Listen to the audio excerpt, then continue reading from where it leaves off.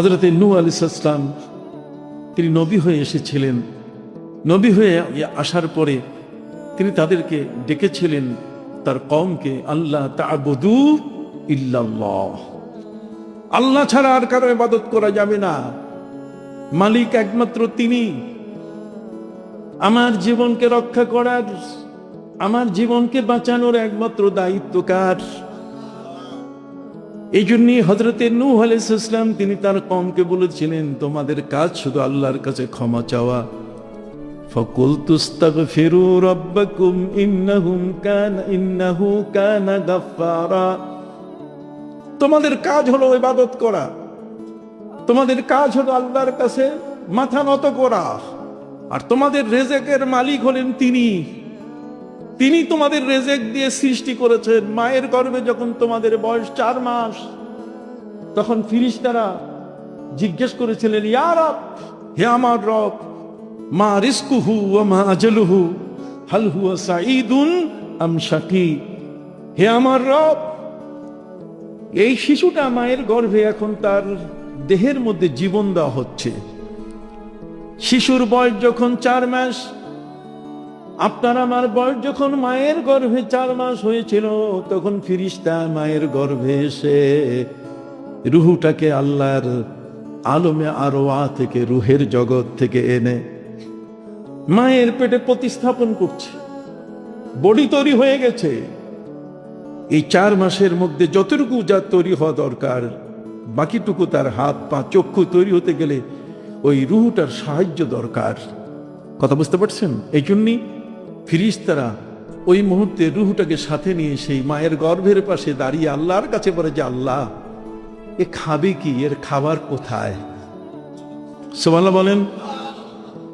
যেদিন মায়ের গর্ভে জন্ম নিয়েছি, মায়ের পেটে যেদিন আমার বয়স 4 মাস, সেদিনই আল্লাহ পাক রব্বুল আলামিন ফেরেশতাদেরকে বলে দিয়েছেন, ফেরেশতারা, এই পৃথিবীর মধ্যে আমি তাদের রিজেকের জন্য এতগুলো খাবার আমি বরাদ্দ দিয়ে দিলাম।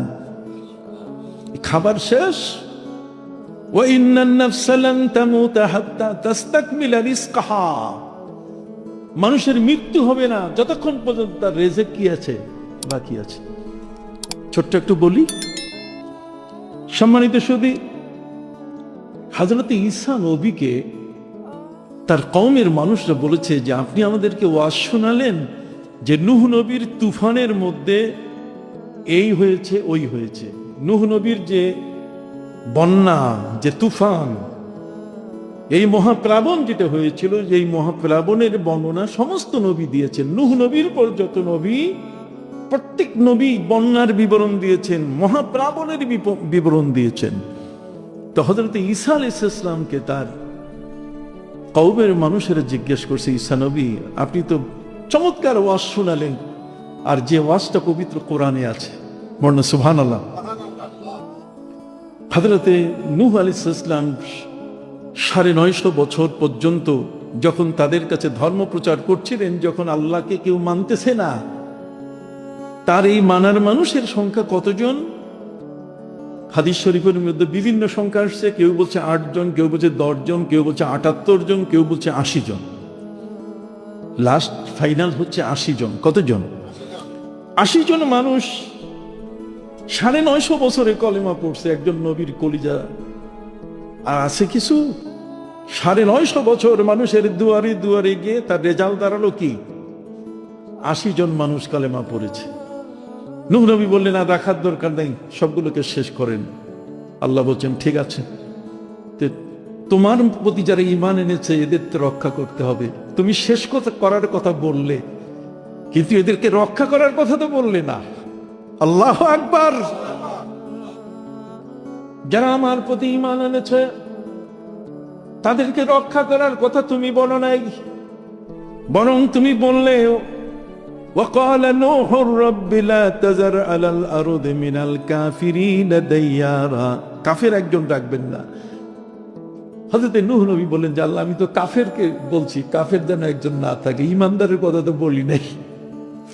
আল্লাহ বলছেন, তো রক্ষা করার তো একটা আবেদন তোমার পক্ষ থেকে আসা উচিত। যাও, আমি তোমাকে বলি, ইসনাইল ফুলকা, তুমি একটা নৌকা বানাও।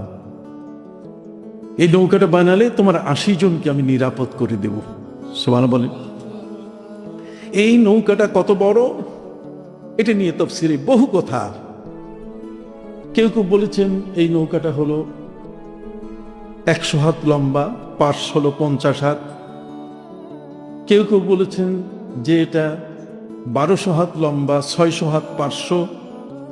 আবার কেউ কেউ বলেছেন এটা লম্বা হইল 2000 হাত, আর 500টা হলো 100 হাত। কত? 100 হাত। কথা বোঝেন নাই? ওই যে 22-এ যে লম্বা লম্বা নৌকাগুলা ব্যবহার করে, কথা কর না, তো এরকম 500টা হলো কত? 100 হাত। নূহ নবীর নৌকার দৈর্ঘ্য হলো 2000 হাত।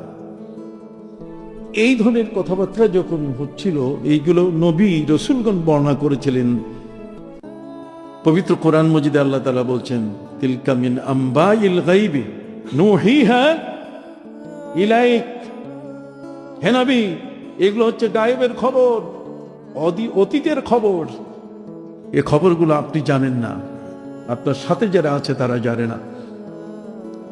এই নৌকার বিবরণ নিয়ে হযরত ঈসা আলাইহিস সালামের কওমের কাছে যখন তিনি ওয়াজ করছিলেন, যেই ধরনের একটা মহাপ্লাবন হয়েছে, বন্যা হয়েছে, এবং সেখানে যে ঘটনাগুলো ঘটেছে, তিনি নৌকা বানিয়েছিলেন, এই বিষয়গুলো সম্পর্কে আমাদেরকে অথেন্টিক কিছু বলেন। ঈসা নবী বলছেন, অথেন্টিক কি বলতে পারি বলো? আমি নবী হিসাবে যেটাই বলছি সেটাই তো অথেন্টিক। কথা বলেন না? আমি নবী হিসাবে যেটাই বলছি সেটাই কি অথেন্টিক। আবার অথেন্টিক কি? ওরা বলছে আপনি একটা কাজ করেন, আল্লাহ তো আপনাকে কয়েকটা ক্ষমতা দিয়েছেন, ওয়া উবরিউল আকমাহা ওয়াল আবরাসা ওয়া উহিল মাউতা বিইজনিল্লাহ। আপনি কুষ্ঠব্যাধিগ্রস্ত মানুষকে সুস্থ করেন, হাত বুলিয়ে দিলে সুস্থ হয়। অন্ধ মানুষের চোখে হাত বুলালে দৃষ্টিশক্তি ফিরে পায়। আর মরা মানুষকে আপনি জিন্দা করতে পারেন, আপনার তো ক্ষমতা আল্লাহ দিয়েছেন, তার হুকুমে আপনি জিন্দা করেন। তো আপনি নূহ নবীর যুগে তার কোনো রিলেটিভ কাউকে জিন্দা করে একটু জিজ্ঞেস করেন তো, আমরা একটু শুনি। আপনার মুখে ওয়াজ শুনবো না, শুনবো ওই মরা মানুষটার মুখে, যাকে আপনি জিন্দা করে এই বিষয়ে জিজ্ঞাসা করবেন। সুবহানাল্লাহ। আরো জোরে বলেন সুবহানাল্লাহ। কি বড় আবেদন! হযরত ঈসা আলাইহিস সালামকে আল্লাহ তাআলা তো পাওয়ার দিয়েছেন, তিনি তো আল্লাহর পক্ষ থেকে সেই পাওয়ার তিনি পেয়েছেন। অতএব সেই পাওয়ার মুখতারলামা, পাওয়ার অফ অ্যাটর্নি তার কাছে কি আছে। অতএব হযরতে নবী ঈসা আলাইহিস সালাম তিনি হযরতে নূহ আলাইহিস সালামের ছেলে হাম, সাম, ইয়াফেস, কেনান, 4 পুত্র। এই 4-এর মধ্যে হামকে তিনি তার কবরের পাশে গিয়ে বললেন, কম বিজনিল্লাহ, তুমি কবর থেকে বের হও। হযরতে নবী ঈসা আলাইহিস সালাম তিনি বলেন, আন্নী রাসূলুল্লাহি ইলাইকুম আন্নী আখলুকু লাকুম মিনাত তিনি কাহায়াতিত তায়রি আনফুখু ফীহি ফায়াকুনু তায়রাম বিইযনিল্লাহ। আল্লাহু আকবার। উনি বলছেন, আমি কাদা মাটি দিয়ে পাখি পুতুল তৈরি করি, আর সেটাতে ফু দিলে জীবন্ত পাখির মতো ডানা মেলে উড়ে যায়। কথা বুঝতে পারছেন? তাহলে কাদা মাটি একসাথে করে সেটাকে একটা পাখির আকৃতিতে পুতুল দিয়ে পুতুলের মতো তৈরি করে যদি আমি ফু দেই, আর সেটা জীবন্ত পাখি হয়ে কি উড়ে যায়। হযরতে নবী ঈসা আলাইহিস সালাম বললেন, হাম কুম বিজনিল্লাহ। নূহ নবীর ছেলে হামকে বললেন, আল্লাহর হুকুমে কবর থেকে বের হও। তো কবর থেকে, কবর ফেটে গেল, কবর থেকে উনি বের হলেন। বের হওয়ার পর উনি মাথা ঝাড়তেছেন। কি ঝাড়তেছেন? মাথা ঝাড়তেছেন। মাথা ঝাড়তেছেন এই জন্য যে মাথার মধ্যে মাটিগুলো লাগানো আছে, এই মাটিগুলো যেন ঝাড়ার সাথে সাথে পড়ে যায়।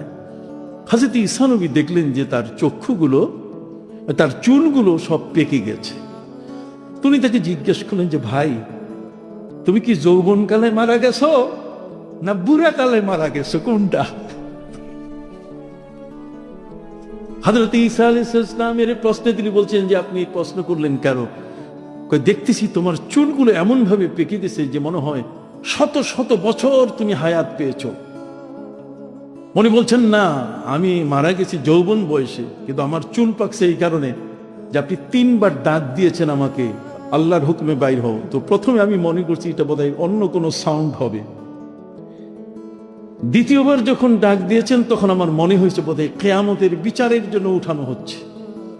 এই কিয়ামতের বিচারে আমি কি উত্তর দিব, আল্লাহর সামনে কি জবাব দিব আমার জীবনের আমলনামা সম্পর্কে, এই চিন্তা এই কয়েক সেকেন্ডের মধ্যে আমার সব চুল 100 বছরের চেয়ে বয়সী মানুষের চেয়ে চুলগুলো সব পেকে গেছে চিন্তায়। আমরা খালি কলপ করি, কতক্ষণ না জোয়ান থাকতে চাই, প্রতিটি মুহূর্তে যুবক থাকতে চাই। হায় হায় হায়, জীবনের আমলগুলো এগুলো কিয়ামতের ময়দানে আমি কতটুকু মন্দ করেছি, এটার জন্য শাস্তির কথা, পানিশমেন্টের কথা চিন্তা করি, তাহলে আর কাঁচা চুল থাকবে না, কি হয়ে যাবে, পেকে যাবে।